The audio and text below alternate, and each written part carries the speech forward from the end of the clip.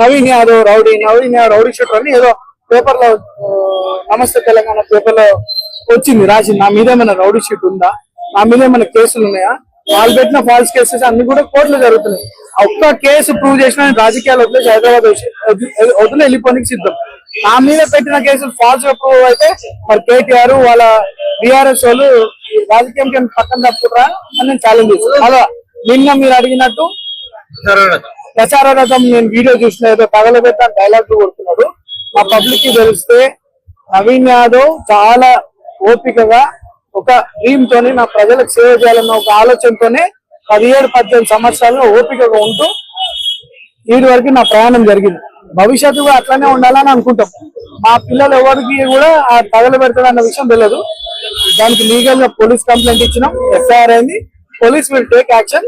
Further గా BRS వాళ్ళు పిచ్చి పిచ్చి వేషాలు పిచ్చి పిచ్చి తమాషాలు వేసుకొని ఇది నా ఇల్లు నా ప్రాంతం ఎక్కడి నుండో వచ్చి ఈడ మనుషుల్ని కొడతాం తగలబెడతాం అంటే మీరు కాదుగా మీ బాసులు కూడా గల్లీలకి బయటికి పోలేరు అని చెప్పి సందర్భంగా తెలియచ్చు. మీరేమన్నా అభివృద్ధి చేసి ఉంటే అభివృద్ధి కార్యక్రమాలు చేసి ఓటు అడగండి, అభ్యంతరం లేదు. అనవసరంగా పర్సనల్ గా టార్గెట్ చేసి వ్యక్తులను టార్గెట్ చేసే ఉద్దేశంతో నీటికి వస్తే మాత్రం ఎవరు కూడా మీ ఇల్లు కూడా మీ గల్లీని దాటకు మీ ఇల్లు చూడదు. ఈ బైగన్గాలని కొంతమంది నమ్మి మోసపోయినరు.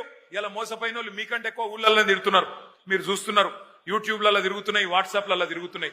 ఈ బైగన్కే బాధ్యత అంటే ఎట్లుంటాయంటే ఇప్పుడు నేను చెప్పిన చూడు, రేవంత్ రెడ్డి చెప్పిన మాటలు 4,000 ఇస్తా, 6,000 ఇస్తా, కేసీఆర్ 10,000 ఇస్తానని 15,000 ఇస్తా, ఇండ్లు కట్టిస్తా అన్నాడు.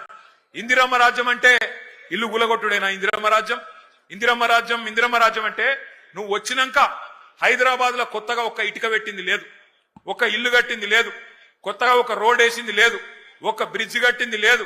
కానీ ఎన్ని ఇల్లు గులగొట్టినావు, ఎంతమందిని ఇండ్లలో ఉండే మా గరీబోళ్లను ఎంతమందిని రోడ్డు మీదకి నూకినావు. నీ హైడ్రా బుల్డోజర్ల అరాచకం ఆగాలంటే ఖచ్చితంగా మన అభ్యర్థి గెలవాలి. ఇవాళ జరుగుతున్న ఈ పోరాటం ఏదైతున్నదో తెలంగాణలో ఉన్న గరీబులకు, తెలంగాణని ఇవాళ గద్దల్లాగా తన్నుక తింటున్న కాంగ్రెస్ వాళ్లకు మధ్యనే జరుగుతా ఉన్నది. మీరు దయచేసి నేను కోరుతా ఉన్నా, ఈ బాకీ కార్డు ఏదైతున్నదో ఇంటింటికి తీసుకొని పోవాలి. తప్పకుండా జూబ్లీహిల్స్ లో కాంగ్రెస్ ను ఓడగొడితేనే 6 గ్యారంటీలు అమలైతాయి. తప్పకుండా కాంగ్రెస్ ను ఈడ్చి కొడితేనే, కళ్ళు బైర్లు గమ్మేటట్టు కొడితేనే హామీలు పొర్లుకుంటా మీ ఇంటికి వస్తాయి. లేకపోతే ఇంతకుముందు అన్న చెప్పినట్టు మరి మీరు ఏమి ఇయ్యకపోయినా మాకే ఓటేసిండ్రు కదా, ఎందుకు ఇయ్యాలి అనే మాట రేవంత్ రెడ్డి మాట్లాడే పరిస్థితి వస్తుంది. ఏమి ఇయ్యకపోయినా, ఆడపిల్లలకు 2,500 ఇయ్యకపోయినా, ముసలోళ్ళకు 4,000 పెన్షన్లు ఇయ్యకపోయినా, హైదరాబాద్ లో ఒక్క ఇల్లు కట్టియకపోయినా, హైదరాబాద్ ను హైడ్రా బ్యాడ్ చేసినా, హైడ్రా పేరిట అరాచకం చేసినా నాకే గుద్దుతున్నారు అంటే ఇక మళ్ళీ ఎందుకు ఇయ్యాలి అని చెప్పి రేవంత్ రెడ్డి మరి రేపటి రోజున ఇంకొక పని చేయకుండా మితిమీరిన విశ్వాసంతో ముంగట్టుపోయే పరిస్థితి ఉంటది.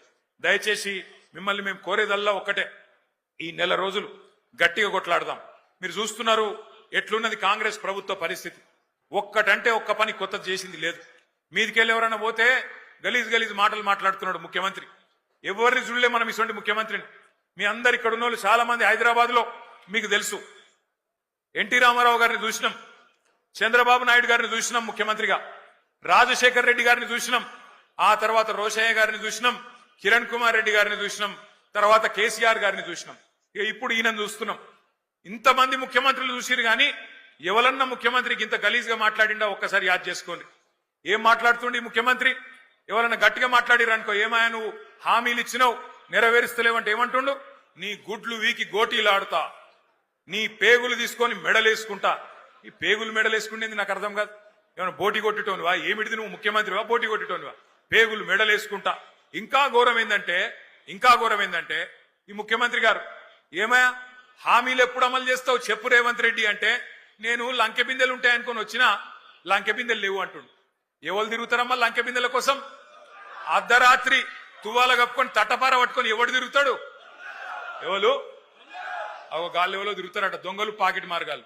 ఒక గసంట ఆయన ఇయ్యాల మన కర్మ ముఖ్యమంత్రి అయ్యిండు.